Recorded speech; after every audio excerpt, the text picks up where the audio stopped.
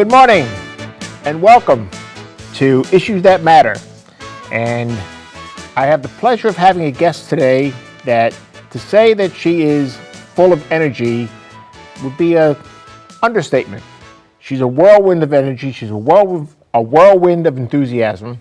And I know she's got a host of things that she would like to speak to today. And it probably matches the host of things that I would like to see her speak to today.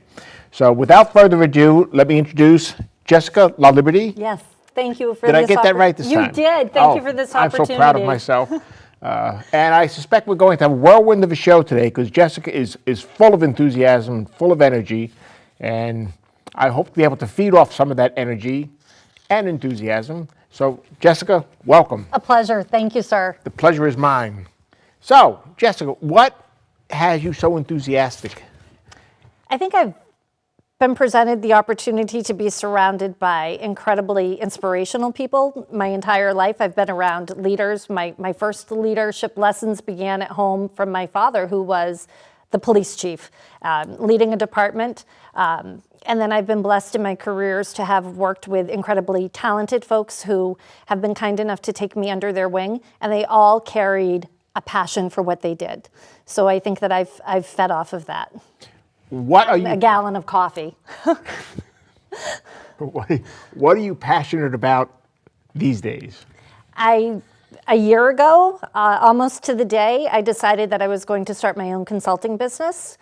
Past careers have been a television journalist, and then I took a little 10-year diversion into the classroom and taught first grade, and then left my teaching job when an opportunity presented itself to lobby on educational issues for the largest business association in the state of Maine. In reality, I probably spent more time working on taxation issues, and then I left to become a full-time graduate student. And then when I re-entered the workforce, I worked in more or less a sales position and realized that I'm not a salesperson. But during that time, we had a contentious budget battle going on in my hometown. We had the perfect storm of issues that collided. We had a property reval that had not been done in 20 years and a mill rate that was creeping up very close to 30 mil. And the mayor vetoed the budget, and the city council did not listen to the pleas of the hundreds of residents who packed and said, please sustain the veto and let's go back and look at the budget. So I took out an affidavit, a petition to collect signatures to force the city council to reopen the budget. Led that effort and was greatly energized and charged by that and realized how much I missed being in that environment. And a couple months prior to that, I had worked a bill that would get firefighters covered under the state's assault statute. Law enforcement, emergency service, paramedics, they were covered under that. Police dogs, horses, ER staff were covered under the assault law, but for some reason, firefighters were excluded from that, and I helped to work that bill and get that passed into law and realized that's truly where my passion is. Having worked in that government sector under the dome, I really enjoyed that and decided, I'm going to try this. Was the mayor of Waterville back then, in that time frame, did that mayor go on in the world of politics to become the governor of the state? He was already governor of the state, and the funny thing about Paul is Paul was my city councilor when he was in Waterville, later became my mayor, and I sit in the chair in which he sat as a member of the city council, as a member of the planning board.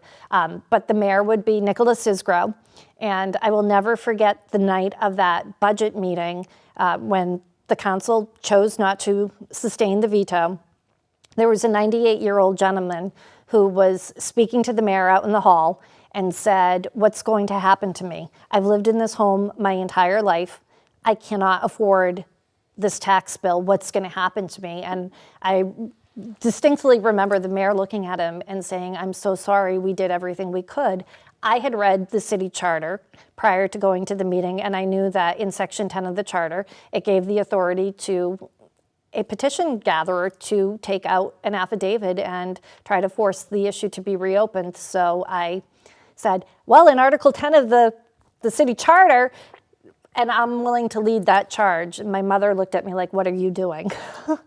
And then the whirlwind that came from that for the next couple of weeks, it became time consuming, but it was something that really it energized me, and it was an opportunity for me to begin to practice what I had just spent the previous 16 weeks in a leadership development program doing. And they all knew in that class that I probably wasn't long for the job that I was in at the time, that I was somebody who wanted to be involved more in community matters than selling college degrees.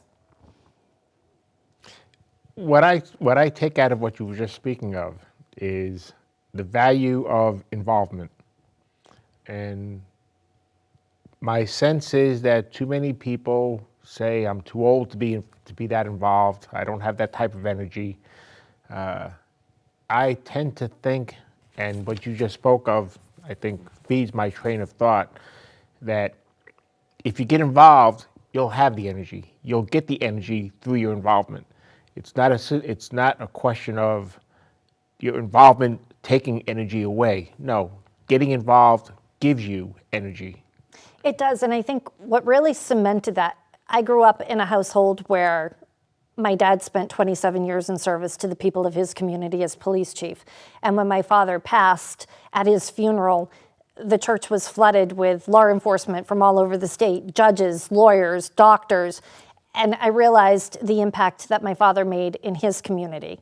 And that really spurred something in me that I needed to get involved in my community and give back. So I'm now on year 3 of a term on the planning board. When there are community issues that really strike a fire underneath me, I have some skill, I have some passions, and I might as well put them into play. And I truly believe that if you are blessed to have been fortunate enough, then you do need to give back. Yep.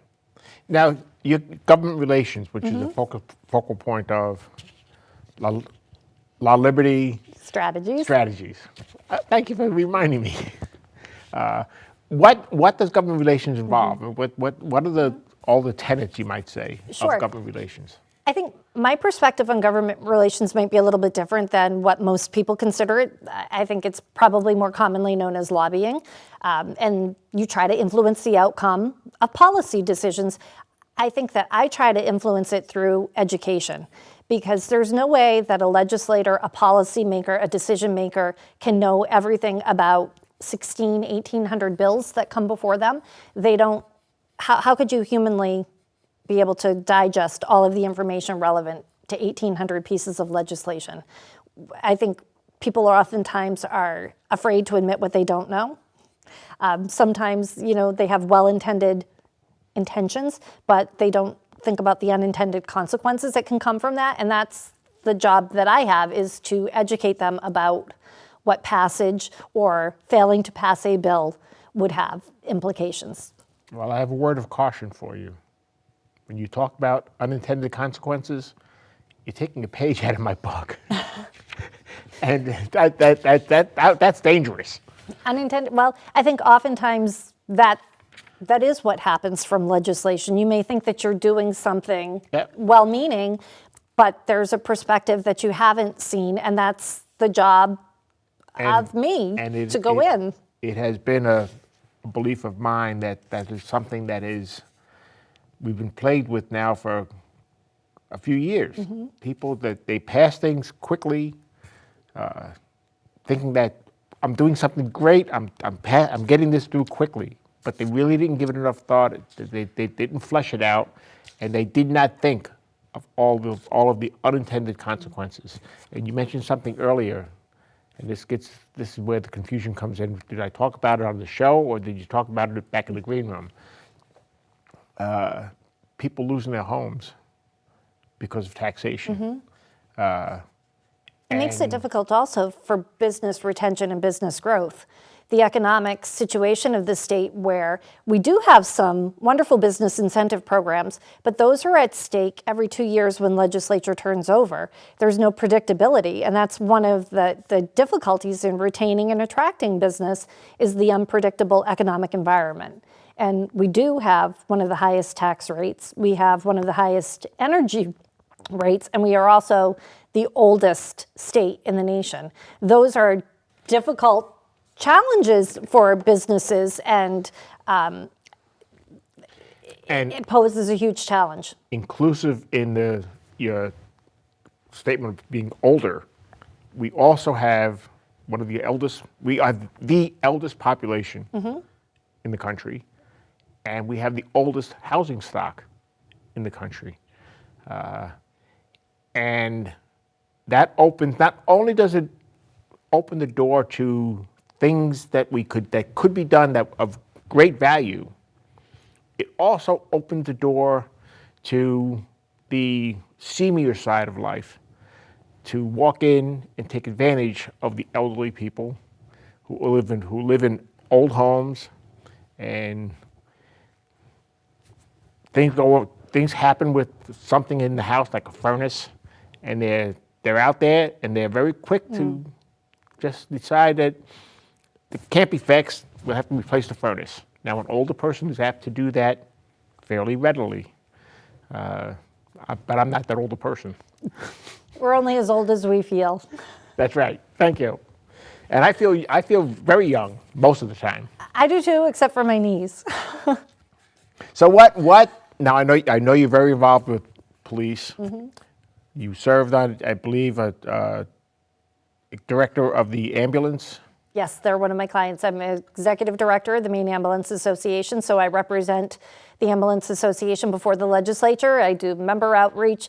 That's probably one of my most favorite parts, is getting out and meeting those members and hearing about the issues so that then I can effectively advocate for them.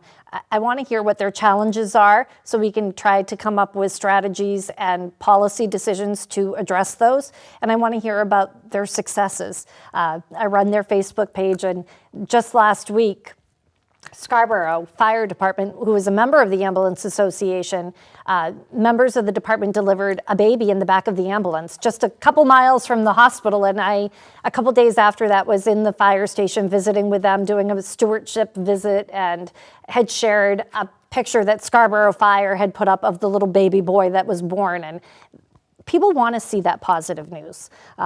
We have so much negativity in our world today that we need to focus on those positive things. Do you know a police officer, Officer Giacomo Antonio? He was with the Scarborough. He's retired now, but he was with the Scarborough Police, and he's somebody that I met some years back when I was involved with the Maine Transportation Safety Coalition. I just bring that name. I like throwing names out. Very nice guy. Back in my television days, when I was a bureau chief for a CBS affiliate, I had the wonderful opportunity to have pretty much unfettered access to the Maine Criminal Justice Academy, thanks to the then director at the time, Steve Giorgetti, and the Academy training director, Jack Murphy. And I spent 12 weeks at the Academy following a class through, and it's coming up almost 20 years since that experience happened, and I still, to this day, stay in touch with probably 3/4 of the fine folks that were part of that Academy class. And my Cape Cod escape this summer led me to catch up at a baseball game with Director Murphy. Well, we talked about getting involved.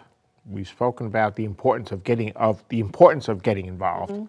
What qualities might a person have inside of them that when they take an inventory of the qualities, they could say, you know what? I think involvement is a good thing, would be a good thing for me. I think if you don't become involved and there's an issue that really irritates you, then don't complain. You need to get involved.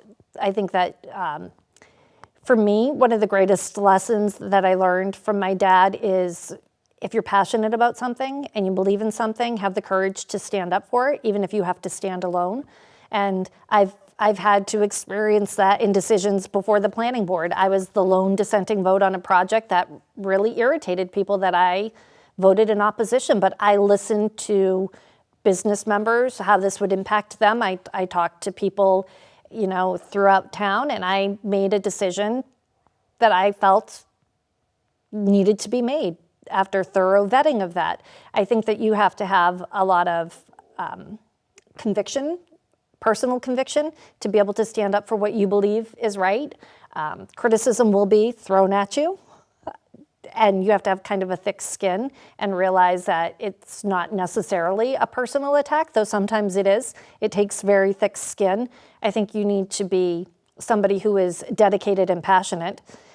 You can't be wavering. You can't to me, it's I'm all in or I'm not in. I don't do anything half speed. It's full throttle if I get involved in something.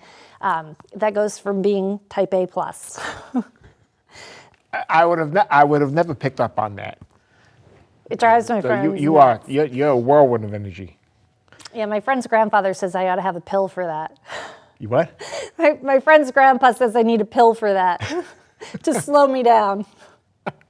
No, you are from the first time I met you, which was not all that long ago. You are a whirlwind of energy, positive energy, Well, thank you.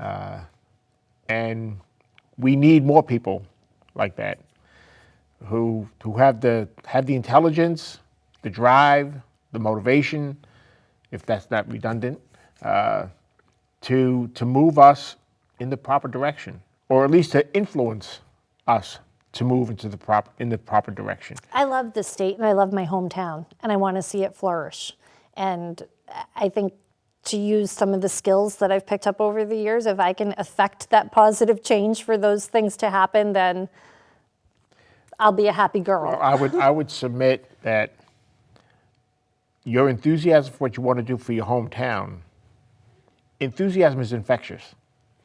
And the enthusiasm that you have for what you want to do for your hometown, I think is something that people can learn from and utilize in whatever town they live in. The key is involvement. You've got to be involved. It's a lesson that I was blessed to have had the opportunity to work with some incredible leaders that are movers and shakers in the state of Maine. Dana Connors was my boss when I was at the Maine State Chamber, and Cheryl Miller, who for years ran Leadership Maine from Maine Development Foundation. I worked with Cheryl on a project that was done in collaboration with the State Chamber and MDF. And Cheryl is somebody who you feed off her energy. You could go in and be in the grumpiest mood and spend 5 minutes in a room with Cheryl Miller and your mood's gonna change. And to watch how Cheryl was in meetings, it became infectious. And I would soak that up. And after I left the State Chamber to pursue my graduate degree, I said to Dana, you probably didn't know, but I was watching and soaking in everything and learning from that. And I think that that's something that I tend to be. I tend to be an observer. I tend to be a quick study. I'm always analyzing things. It drives my friends nuts. They say that I overthink, and then I overthink my overthinking. But that's how I am wired. Whoa, slow down a minute. That's how I'm wired. When you overthink by overthinking. I worry that I overthink, and then I overthink my overthinking. The curse of being French Catholic. After my brain, which operates compared to the way your brain operates, my brain operates in reverse. Sooner or later, I'll be able to put this all together. But all right, let's move on. I'm gonna have to work on that, process that in my mind, what mind I have left. But what you've got, you are just bursting with enthusiasm. What has that bubble so well inflated today? I have a good support system. I have some tremendous friends, and I'll tell you, starting your own business is stressful. I don't think I ever imagined how stressful it would be. My grandparents owned a business for years, and their philosophy always was, use other small businesses, support your local.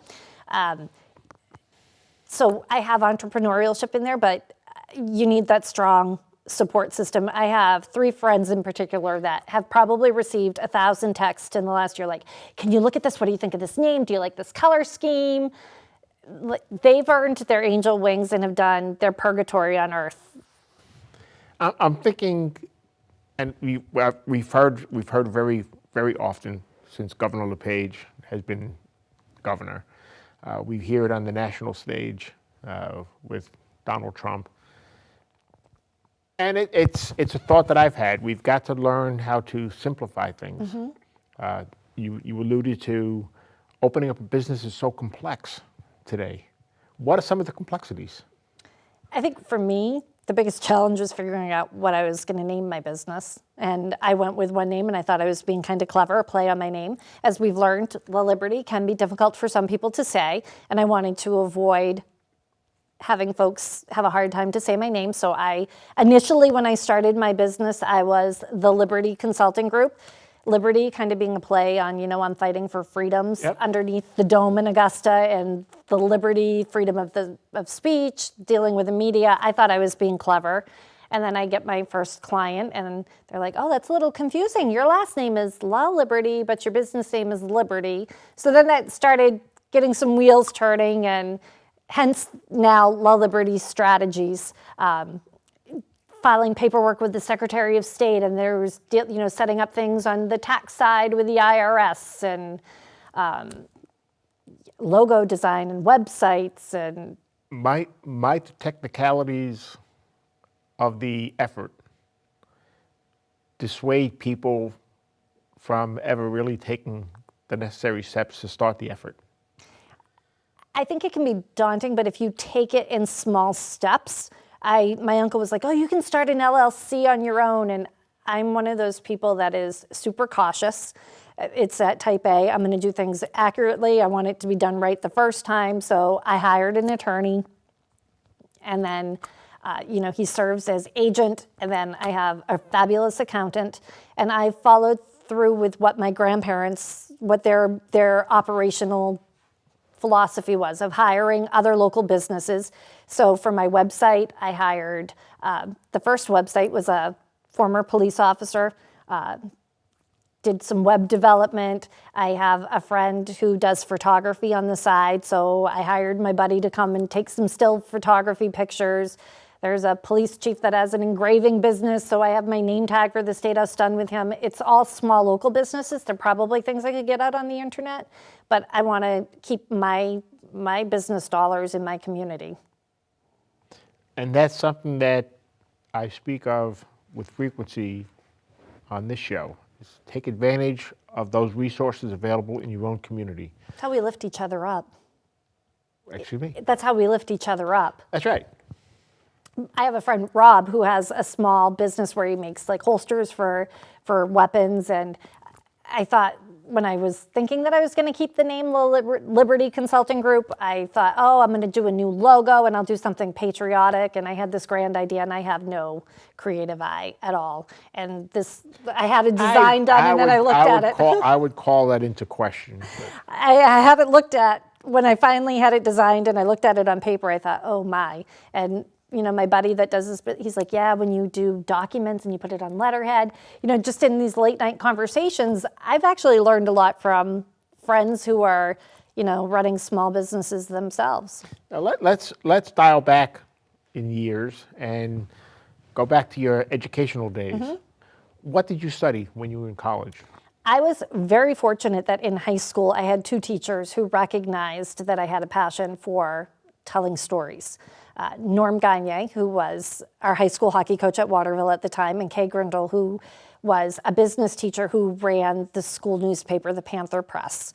And through their encouragement, I had the opportunity to work for WTVL Radio. Carlton Brown used to run WTVL Radio, and Mike Violet was one of the sports reporters, worked at WTVL, and as a sophomore, junior in high school, presented me the opportunity to become part of Calling All Sports. And then I would start doing some sports sideline reporting. And then Mike was oh so gracious and allowed me the opportunity to call play-by-play for high school hockey for a game or two. And then I served as his color commentator. And then I began doing some writing for the sports pages at the Morning Sentinel, thanks to Ernie Clark, who is the sports editor.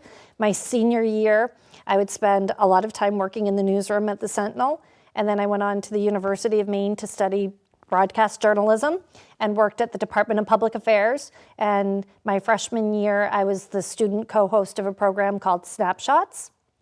It was a public affairs program for the university, and they would bring in past alumni to help host the show. Gary Thorne, who is the voice of the Baltimore Orioles, Bill Patrick, who was on ESPN for a number of years, they had been hosts. So I became fully saturated into that broadcast world. I see a crystal ball developing, and I see an image in that crystal ball that has you aligned with Biddeford Public Access in the future, potentially, I would say very potentially as a guest co-host on this show. But beyond that, I see you having a show of your own at some point. The itch never dies. I worked as a broadcast journalist for a number of years, and there's always that little itch when something happens to want to know what's happening and to be able to tell stories. So that crystal ball may be not quite as foggy as what you might think. But I'm very slow in development, you see. Ideas hit me square in the eyes, and then I have a tendency to try and dissect them and break them down to the most basic points, which is a time-consuming effort. And it usually happens around 3 a.m. How did you know that? I'm a nighthawk by nature, and the brain never shuts down. Well, you are a bubble of energy, and I would say that you focus your energies into very, very, very worthwhile efforts. I appreciate that. And the work that you do and the support that you provide to the police, and I know you and I have talked a good deal about the dangers that police officers face today, which is something that everybody needs to be concerned about. Absolutely. One of the bills that I worked this session, and yesterday was having lunch with a friend who had worked the bill with me and said it was blood, sweat, and tears to get LD 848 passed. It's a bill that covers first responders under Maine's workers' compensation law. That is an issue that is very near and dear to my heart. And now, beginning November 1st, police, fire, EMS will be covered under the workers' compensation law. There's a rebuttable presumption that would allow them. Why weren't they covered in the past? I mean, I think, speaking for myself, that was just an automatic assumption. Mm-hmm. You know, it's the things that they see in their job, they carry with them. And I think years ago, the adage was, well, you know, suck it up. Those traumas that they see, they carry with them. And I think that now we're finally starting to break down those barriers, those stigmas of asking for help. To me, that is the most courageous step, is the first one saying, I really need help. I'm struggling with the things that we see. I mean, can you imagine going and a 5-year-old child gained access to her father's handgun and shot herself? You're a first responder, you're a dad, you're a mom, and you're seeing that. That is going to impact you. And to me, my own personal opinion is, would we think twice about saying to a police officer or a firefighter who hurt their knee in the line of duty, we're not going to pay for that? The traumas that they see, it's an injury. It's an injury to their psyche. It's an injury to their mental health, and it should be treated just like if they injured their knee on the job. Under what thought or what a statute or however you want to refer to it, that would seem to me to be unconscionable. Mm-hmm. And not only unconscionable, illegal.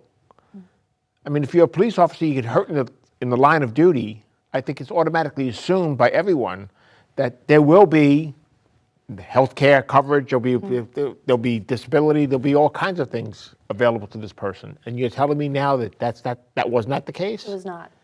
They would have to go through very lengthy processes, and the burden was on the employee to prove that this was caused by their job, and now the burden is going to be put on the employer to disprove that the job caused this traumatic injury. And that's another thing, it's a pet peeve of mine. We say it's post-traumatic stress disorder. It's not a disorder.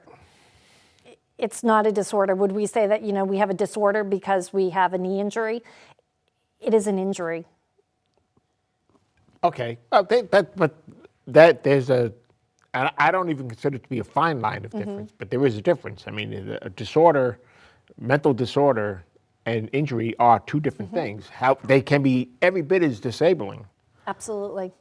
There'll be more to come on post-traumatic stress. We're chatting about a program where there are some tremendous efforts that are being made here in the state of Maine. Now, if I dial back my memory to when we were in the green room, I think you mentioned you're working on a show. Absolutely. We have some fabulous folks that are really doing some tremendous work here in the state of Maine to help our first responders. And to me, that's something that it should be a no-brainer to take care of them, because they risk their lives for us every day. And the impact of their job, we should take care of them.